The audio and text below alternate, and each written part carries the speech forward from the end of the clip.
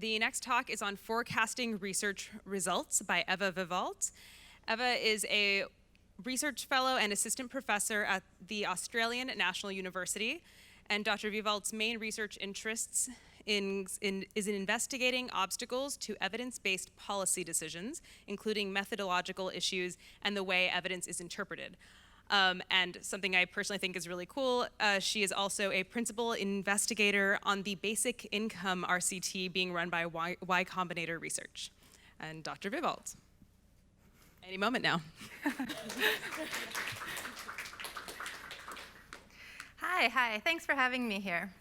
So I'm very excited to be presenting on predicting results in the social sciences. And just to help motivate this a little bit, I've got a thought experiment for you.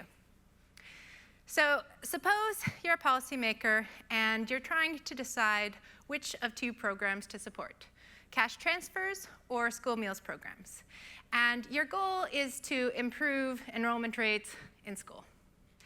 Now, this is a little bit of a funny example because we have a lot of RCTs on both of these two things. It's kind of the best case scenario. Nonetheless, you may think that results are going to be different in your particular context, and you're very unlikely to have an RCT done in your context. Even if you have one, it's already been done in the past, and the situation is still going to be different. So just out of curiosity here, how many people have heard about external validity? Great, okay, so I don't need to go too much into that. But essentially, there's this worry that your existing studies may not be perfectly informative. Results may not extrapolate very well from one setting to another. And in some past work, I've actually found that using a database of impact evaluations, that if you use the existing evidence base and try to predict the effect of that one study will find, you can expect to be off by more than 100%. So, the effect is X plus or minus X. That's not very encouraging. So what can we do in this situation? Well, this is a figure from one of my collaborators, Stefano Della Vigna and Devin Pope.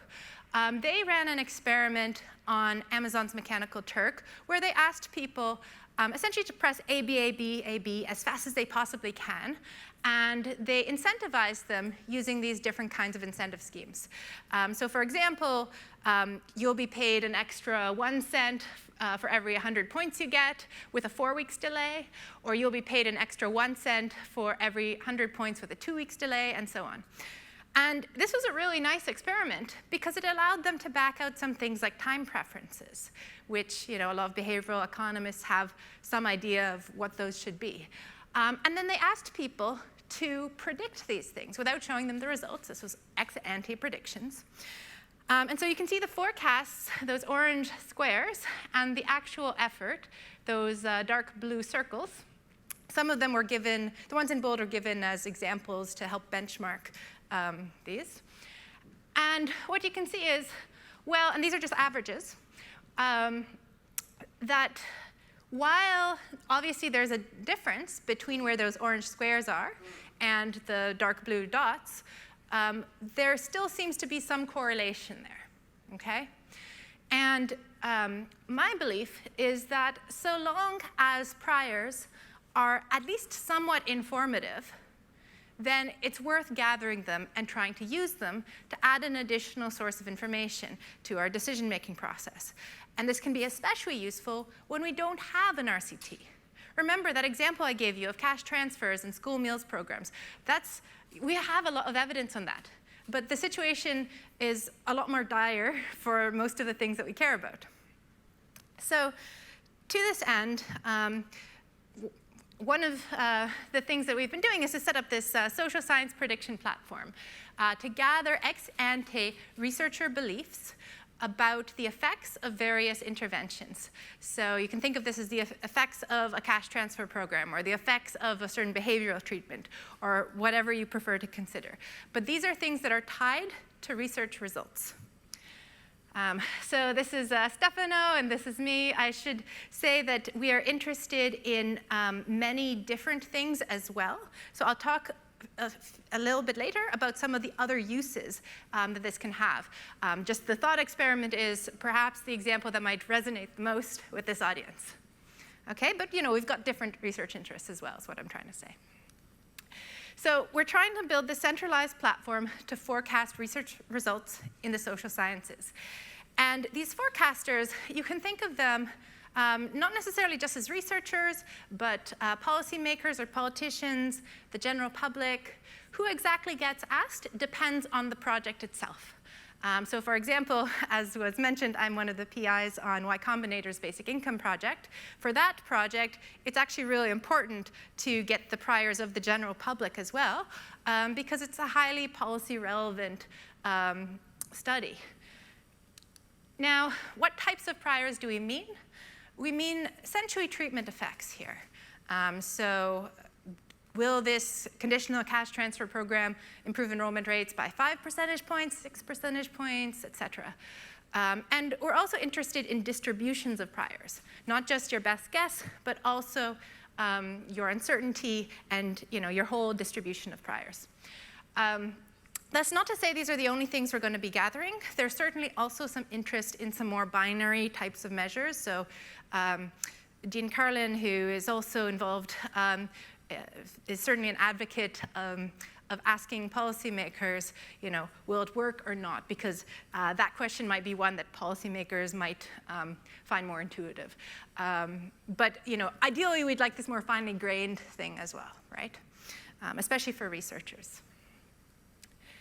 Now, I think there's an argument to be made for taking priors seriously. And this might seem like almost a step backwards, because the reason why we do RCTs in the first place is because we know that sometimes we're wrong. So why am I suggesting we're still using priors? Well, ultimately, I think people do know a lot. So this image of this glacier is trying to represent that there's actually a whole wealth of information that people are using to come to some certain decision or some kind of belief that they hold. And people naturally aggregate this information, right? Now, this can be really important because the world is very messy. So this is a figure from a paper. Remember, I was referencing earlier this external validity problem, where different interventions can have different effects on different outcomes in different contexts. So here's just a sense of some of that variation using standardized values. So this is, you can think of in terms of standard deviations, if you like. There's quite a lot of variation. Most things overlap with one another. So generally speaking, you're not able to say that one intervention is necessarily better at achieving a particular outcome than others. Now, obviously, these are limited to development. You might think that there's still some differences, say, between developing country type interventions versus developed country interventions versus AI or whatever else. So fair enough. That said, there's quite a lot of variation. And the issue is, you can't actually try to model this because there's not going to be enough data to support your model. So what I would love is to be able to say, well, this conditional cash transfer had this effect in this context because it was implemented in a place where baseline enrollment rates were really low, and this amount was given in the cash transfer. They had these conditions. It was implemented by the government, and list out a whole range of reasons why I think this program will have this effect in this area, and this other one had a different effect because of whatever other reasons. But there are just too many reasons and not enough studies to model this very well. If you try to do a meta-regression, you're going to end up with something, in the typical case, you'd be really lucky to get even 5 studies on a particular intervention. You'd be super lucky. And yet, what can you do with 5 studies, right? You try to run some kind of meta-regression with 5 observations, essentially, and literally hundreds of explanatory variables. You can't do that, right? You'd be overfitting. So we need some other way of trying to get some information, and this is where I think priors can be informative. That people themselves naturally aggregate up some of that information for you. Think of that glacier example, all right? So that's only one of the potential benefits of collecting priors. They can also help us answer many other types of research questions. So for example, in some earlier work with Aidan Koval of the World Bank, we found that policymakers had systematically higher priors and more dispersed priors than researchers. Essentially, policymakers were pretty confident that a program would work, but they didn't really know where it was, but they were sure that it was greater than 0.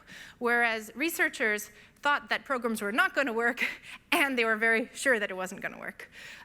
So you can get some interesting results for a large number of research questions.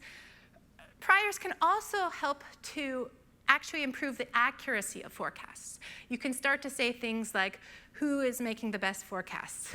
Most of you have probably gone to the earlier talk this morning with Phil Tetlock, who's obviously done a lot of work in this area on super forecasters, right? They can also help to improve research design. So imagine you're designing a study, and you might say, well, look, I've got all these outcomes I could put on this survey, but I've got to prioritize them. I can't ask people hundreds and hundreds of questions. I really need to focus on certain kinds of outcomes. So if nothing else, you can use priors to say, well, look, these are the outcomes that are most important to get repeated measures on. Taking a step back, you can think, well, look, ideally, you can use priors to also determine which kinds of interventions you even study in the first place. These are the ones where we can predict them pretty well ex ante, and these are the ones where we actually truly need an RCT, where the value of information is particularly high.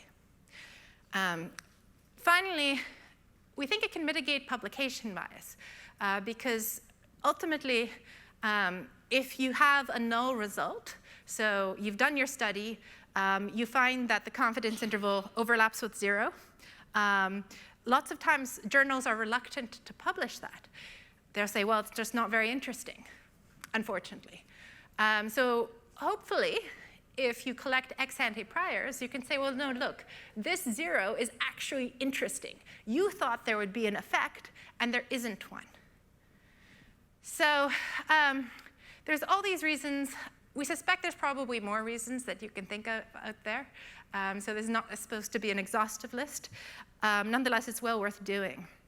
And there is actually a huge literature on forecasts. One of the reasons behind our building this platform is that we're observing a lot of development economists, especially, and behavioral economists, and even others, collecting these ex ante forecasts of their own research projects. And we're a little bit worried, if we don't have a platform to do this in a sort of centralized way, what will happen in the future when literally hundreds of researchers want to do this? Because it is incentivized for them in a way. If they're worried, well, maybe I'll get null results, I better collect some ex ante priors. Many, many people are doing this now. So if we can have some kind of coordination, then that will help mitigate and spread out the burden of actually giving forecasts to avoid the situation where one person is bombarded with 1,000 requests to give predictions and just says, oh, I'll give up on this. Like, if we want this to become a disciplinary norm to do this, we've got to do this a little bit more intelligently. There's also, of course, a lot of parallels with some of the other projects in this area, so the science prediction markets, the Good Judgment Project. DARPA's SCORE you might not have heard of as much. That is an effort right now to gauge the replicability of studies. So while I said that we're interested in mostly treatment effects, they're interested in will a certain project, will a certain result replicate or not? Will it be significant or not? So we're trying to talk with all these guys and coordinate where we can coordinate. But there's certainly quite a lot of work that's now becoming a bigger topic area. So as I say, a platform can help to solve this coordination problem. I think it's really valuable for that reason alone.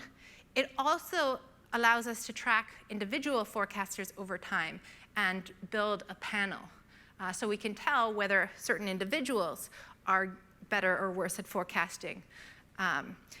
Also for researchers, this allows a sort of third-party certification that they gathered these ex-ante priors.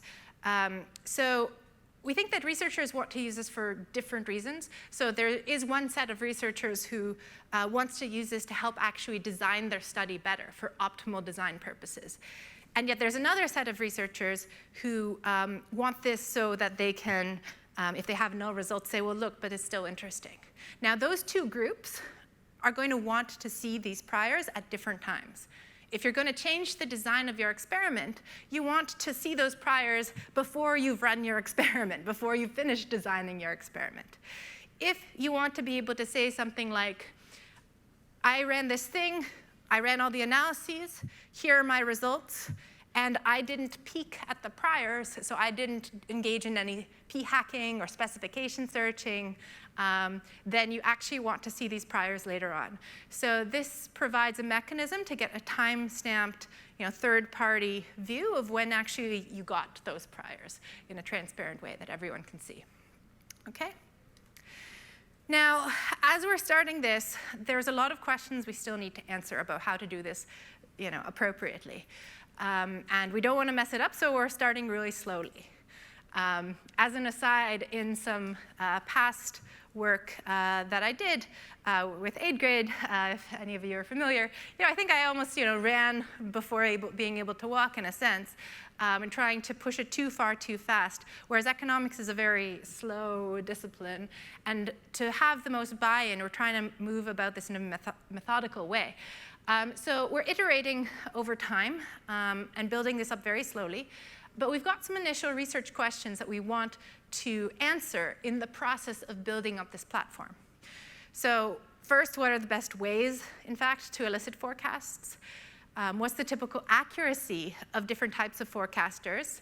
And you can imagine that different forecasters will have different types of expertise, not just more junior to more senior, not just vertical expertise, but also expertise in certain topic areas. So to what extent does that matter?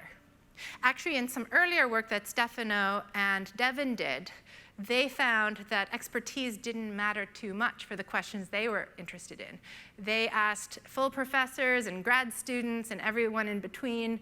They also asked MTurk workers themselves what they thought the effects of those different behavioral treatments would be in that MTurk experiment of pressing A, B, A, B. And they found basically no difference between these different groups. Nonetheless, it's possible that in other contexts, for certain types of questions, domain expertise could be very valuable. So here, we heard a little bit this morning, well, maybe for some of these AI-type questions, it's better to get AI experts, say. So there may be something like that that will prove to be relevant for our platform. And then we are also interested in to what extent we can debias forecasts. Because the forecasts themselves might be inaccurate to begin with, but if we can improve them in some way, either by extremizing or running some kind of machine learning algorithm on them, so that we can remove some of the biases there, then great, we can do even a step better than just using the naive priors that people give. Okay? So timeline here, we had a workshop hosted at Berkeley in December to get some early feedback, and we were trying to bring a lot of academics to the table there. So it was actually a really excellent group, like Colin Kammerer, loads of people. And right now, based on that feedback, we've been revising this beta version of the website. One of the main things we're trying to do at the moment is to integrate Qualtrics into it, which is a survey software that a lot of researchers use, because we want to make it easy for people to use, and therefore, if we use Qualtrics, then a lot of researchers will be quickly able to upload their surveys. And also, if we use Qualtrics, they've got an API, so it makes the distribution problem a lot easier. We can just automatically send out the surveys to the appropriate groups, automatically get the results back, and automatically push them up to the website whenever we need to. Ultimately, in the end, we hope that we'll also be able to get the results of those individual studies uploaded to the site. We can see how people update their beliefs based on that. And so it'll be also very interesting to see biases in updating. So later this year, we're going to have a call for proposals for research projects to be featured on this site. Remember, I said we're starting really slow. We actually, are doing that strategically. So we want to start with just a few projects. I'll say more about that in a second. And those projects will be featured on the site while it's still in beta mode. And after that, we'll be expanding the site and opening it up for anybody with any project that they want to be predicted. So here's my little call for proposals. Right now, we're focused on social science projects. And these have to be research projects, so ideally experiments. These are things where we want these to be ex-ante predictions, so the project can't yet have results.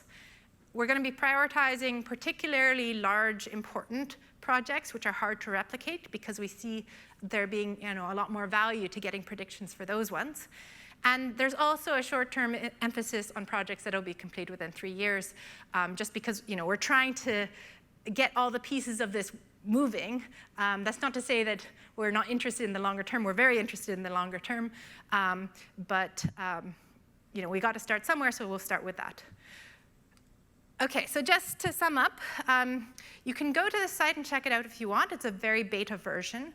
I'll also say, I had a call for proposals mostly geared to researchers. However, if you're interested in giving forecasts, that's also super valuable to us, right? So please, you can either sign up on the site. You can also contact me directly, and I can hook you up with the site as it evolves. Right now, as I say, it's still work in progress, but I'm very optimistic that, certainly by the end of the year, we'll have a Qualtrics integration and have a pretty full version at that point. So I'll leave it there and open this up for questions. Thank you.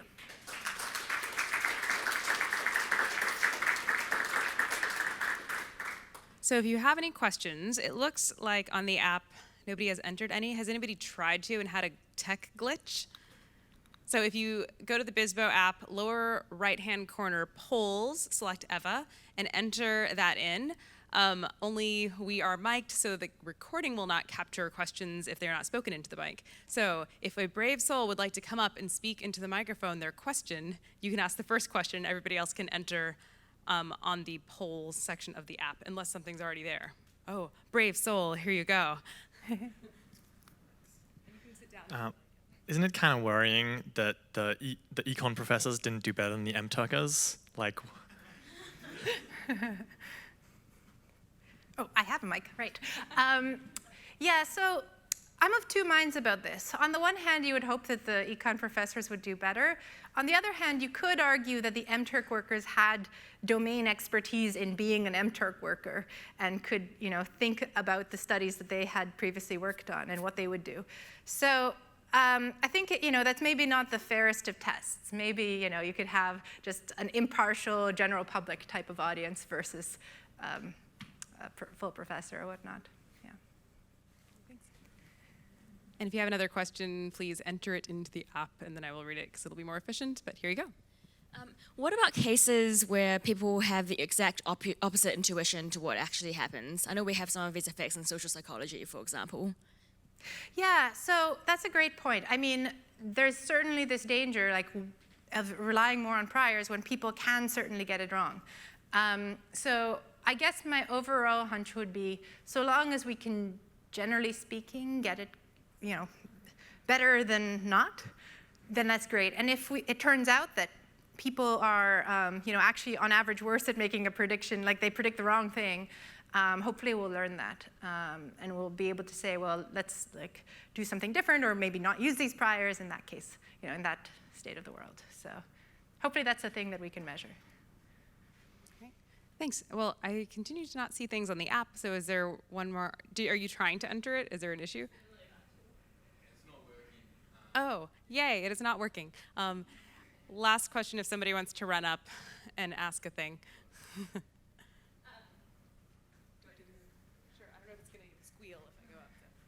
I was just going to ask, are there characteristics of types of areas where people's intuitions tend to be better that we know about? Or, could this platform help identify those types of areas, perhaps? Yeah, so I definitely think that this platform can help to identify those areas. What are those areas? I don't have a full answer for you at this point.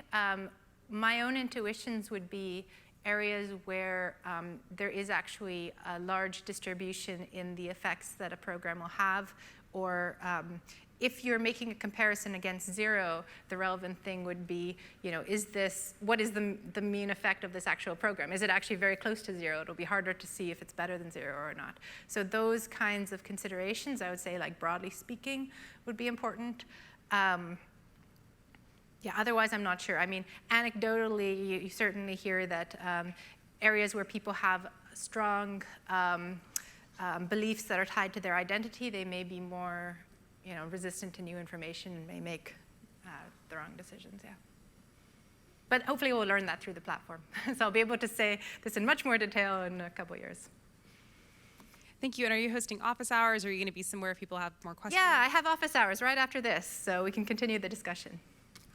All right. Thank you all. There's